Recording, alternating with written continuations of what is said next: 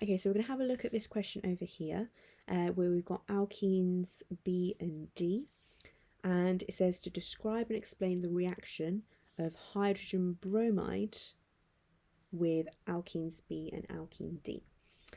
So it says describe and explain. The way that chemists do that is by doing the reaction. The main thing we need to do is make sure we address all three of these bullet points here, because they're kind of our checklist when it comes to answering this question.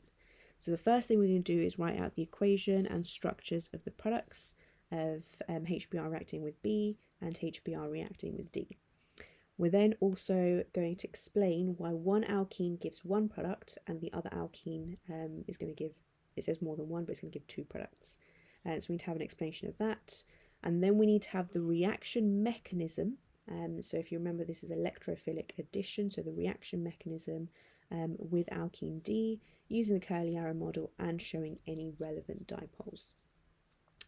This is one of the QWC questions, so you do get marks for making sure that you're using the correct terminology and you're spelling everything correctly.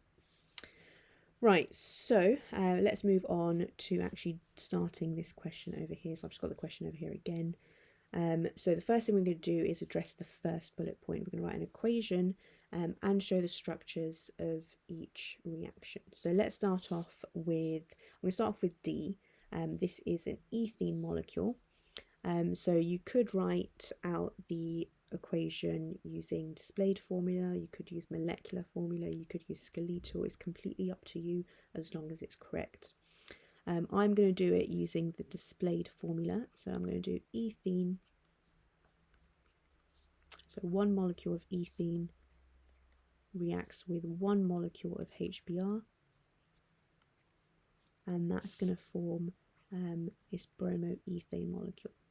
Okay, so over here, hopefully you can see that we're just going to form one product. I'll explain why in a second. Okay, so that's the equation and the structure of the product for when we do the reaction with alkene D.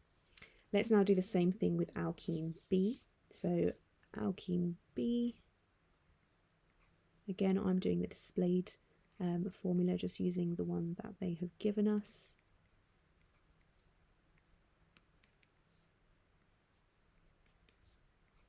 And if I react this with HBr, hopefully you guys remember that you can form two products here. Okay, so one product is where the H is on this first carbon and the Br is on the second carbon. I'm just going to draw everything out the same way that it was before. I'm going to keep this as a chain there. Okay, so that's one possible product, and the other possible product is where the HBr, the H and the Br bond on different carbons, so it's the other way around. So you get two products here. So now the Br is on the first carbon, H is on the second, and everything else is drawn in exactly the same. Okay, so these are the two products for reaction of HBr with alkene B.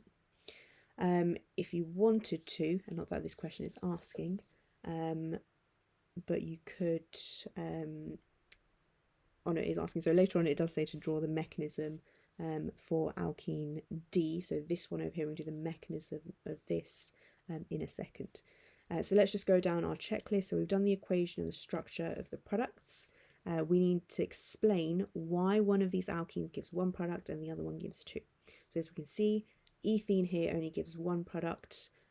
This butene molecule, so this is actually butene, this is giving us two products.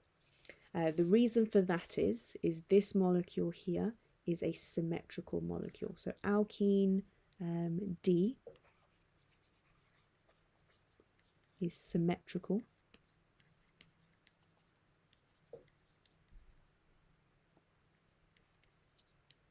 Whereas if you look at alkene B, this is not. Okay, so whereas alkene B is not. Okay, because alkene B is not symmetrical, that's why we get two products, because then swapping over the H and the Br does give different products. Over here, if I swap the H and the Br, I get the same product. Okay, so in terms of this checklist, we've done that. We've explained why one alkene gives one product, the other gives two. And now we do the reaction mechanism for the reaction of D reacting with HBr, and then we need to also give, so it's the curly arrow model, and we've got to show any relevant dipoles. So I'm just going to do that up here. Just going to change colour pen, and we're going to start off by drawing our ethene molecule. That's alkene D. We show the HBr as well, and we need to show any relevant dipole. So there's a dipole going across this bond here. Got to use curly arrows to show the mechanism. So you must have a curly arrow starting from the double bond. So it's going to start from the middle of that double bond, going to the H delta positive, and then a curly arrow going from the middle of this bond to the Br delta minus.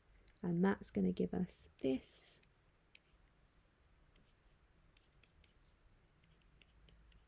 As our intermediate.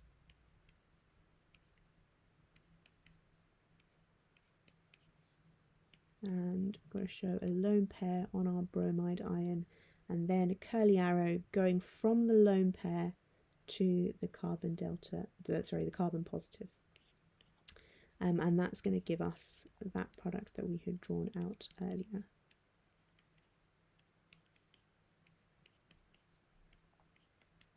Like so. Okay, so again, let's go back to our checklist. Let's check that we have done everything. So have we now done the reaction mechanism for alkene D with HBr, and we've shown a curly arrow model and relevant dipole. So we've done that last one as well. Okay, so in terms of how the marks are going to be allocated, I will show you how the marks are allocated. So there's 9 marks for this question. You get 1 mark for this balanced equation here. You get another mark for this equation down here. Okay, so if you did it the way that I've done it, that is the correct equation. And then you get another mark, another 2 marks for showing the 2 different products. Okay, so this one here where the Br is on the second carbon, and this one here for where the Br is on the first carbon. So in total, just by doing that and me showing the structure of the products, I've got 4 marks in total.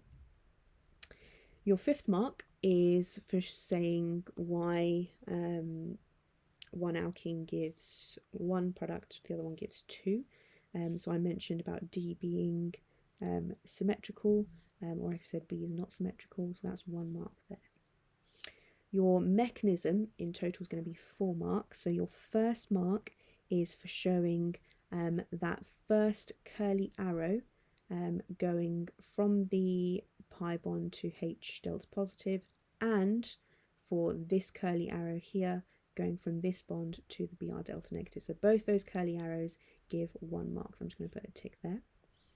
The other mark is for showing the correct dipole across our HBr. So as long as your H has a delta positive and your Br has a delta negative, that's your 2nd mark. Your 3rd mark is for showing the correct carbocation. So you've got a positive charge on this, and the rest of the structure is correct as well. So that's your 3rd mark for that one. And your last mark is a curly arrow going from this bromide ion to that carbon with the positive charge, and that's your that final curly arrow is your last mark. So in total, that is our 9 marks there.